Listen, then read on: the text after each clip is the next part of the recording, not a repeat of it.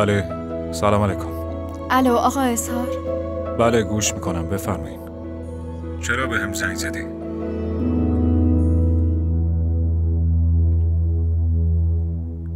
داری گریه میکنی؟ چی شده؟ لطفاً گریه نکن، بگو چی شده؟ همه چی خوبه؟ متاسفم آقا اظهار که بهتون زنگ میزنم. نیازی به معذرت خواهی نیست. مشکل تو به هم بگو. نباید به شما زنگ میزدم آقا اظهار، اما من نمیدونم باید چی کار کنم. کسی رو ندارم که پیشش حرف دلمو بزنم یا حتی مشکلاتمو بهش بگم. بدون فکر به شما زنگ زدم. لطفاً منو ببخشین. ببین میدونم الکی به هم زنگ نزدی. حتما مشکلی هست که داری گریه میکنی. بگو من گوش میکنم. مشکل چیه؟ آقا اظهار شما مرد بزرگی هستین. مثل شما تو این دنیا خیلی کمه. از لطفت ممنونم.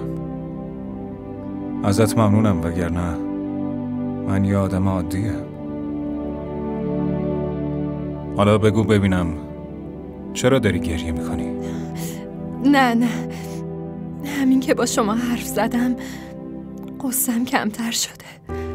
اگه منو دلسوز خودت میدونی مشکل تو با من در میون بذار. شاید من بتونم کمکت کنم.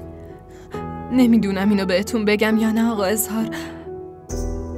شاید دارم مزاحمتون میشم، نمیدونم.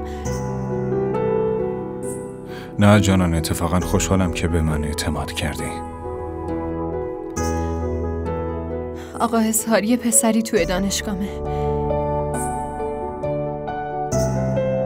خیلی هم بیادبه. اون زندگی منو عین جهنم کرده. خیلی از دستش ناراحتم.